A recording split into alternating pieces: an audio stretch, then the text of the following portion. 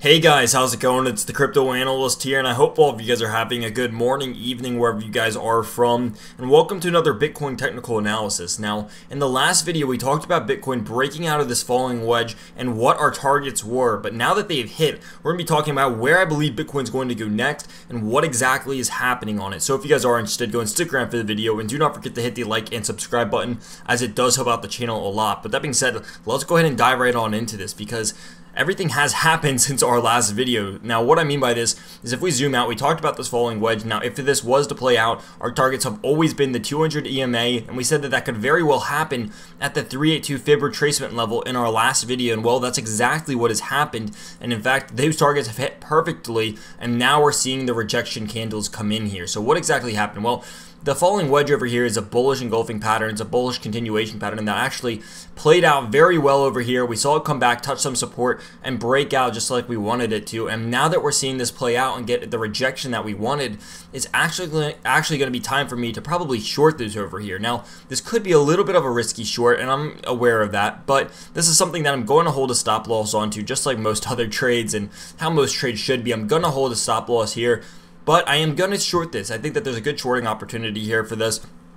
And there is a little bit of an upwards trend line over here. It's going to be kind of hard to draw this just because it's so steep, excuse me. But there is a little bit of an upward sloping support line. If we want to draw it over here, it's going to be tight, but I think that there still is a little bit of a shorting opportunity nonetheless on Bitcoin. Now, we are looking at the 4-hour on the Coinbase exchange, and you're also seeing a near double top on your MACD. If anything, you can call this a double top or a higher low. Either way, this is starting to look bearish on your MACD. I expect these oscillators to start rounding over here, rounding back towards the downside, but your MACD is starting to look a little bit of bearish. But nonetheless, it has been a great run for Bitcoin. It's good to see that it's still respecting the TA, still playing out like it's supposed to, and that there's still, ways for people to do this from a technical analysis standpoint, because what we don't want to happen is for it to get to a point where it's only fundamental analysis, only FA, where people can determine what's going to happen by the news, right? It's good to know that the technical analysis and that the candle bar charts are still being respected, and you can still use those as predictive indicators of where the market may go from here. Now,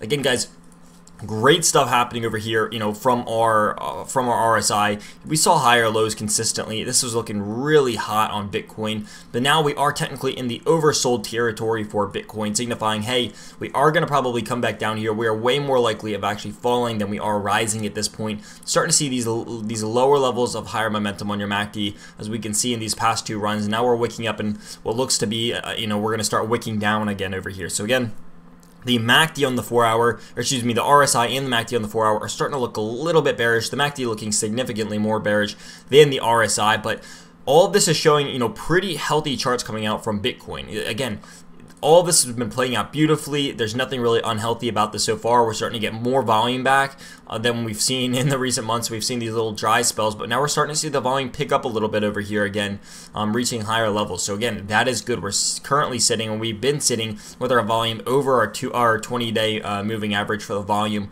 which has been good as well.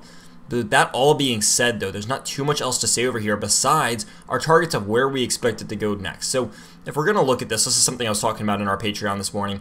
Where would we imagine that this retraces to if we are looking for a common retracement level from this area? Well, as we talked about, there was the support line, which is still, I probably need a little bit more time drawing this up than just on the dot over here, but we do have some sort of a support line. We were talking about this in the Discord. If you guys want to join that, it's free. It's a link in the description below. You guys are welcome to join that. But we could kind of say that this was a support line. Again, generally for support, I'd like to have 3 touches. I'm not quite sure if we can count this. I mean, it's basically riding this up, and the problem with this is that it's just being so steep. It's hard to say, hey, this is a support line or it's not a support line, just because of how steep it is. And that's generally why I don't like to call these type of things support lines. But nonetheless, I guess you could say that something like this would work. You would have very minimal shorting opportunity, probably about of an $80 from its current standpoint. But if we're looking at basically a better form of support, that would be candle body closings, and that's exactly what we're seeing in this area over here of around $3,500 all the way to around $3,300, and that is a little bit of a wide gap, but that's just where all of the support lies. So what I said in the Patreon message this morning, that if you are looking to retrace, you're probably going to start hitting hard support around the $3,500 area, because again, you have candle body closings over here, over here, over here, and over here, and you have all 4 of these these wicks and tops being right around the $3,500 area within, you know, give or take 25, 50 bucks, acting as support, because what was previously resistance or support is now going to be used as support as we're falling back down over here. So you have to keep that in mind as well as this is all happening. So if I was looking for a common retrace area, I think what you're going to have happen is, in fact, depending on how fast this falls is going to depend upon, you know, whether or not we fall to the 50 EMA or the 50 MA. So I think that these 50 EMAs and 50 MAs are gonna continue climbing up here. You're gonna meet them somewhere around the 3,500, 3,550 area.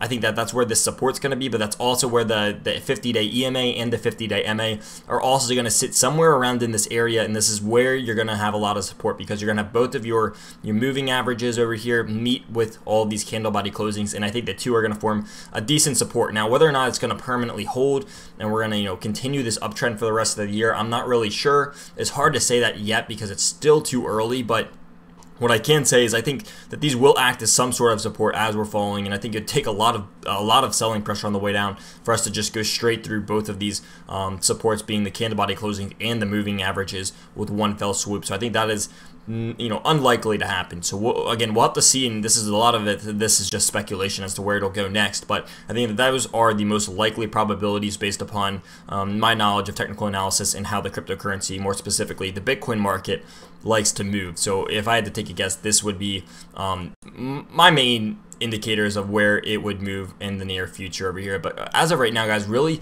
nothing too much forming. We're just having a nice breakout. We're playing it out. We're respecting the TA. It's not to say that we're even having a falling or a rising wedge yet. You can't even say that because it's just too early. We need to see some sort of support where this thing wants to catch over here before we even try to say that it's anything else. You know, maybe in hindsight, we could say, hey, maybe this is forming some sort of a rising wedge.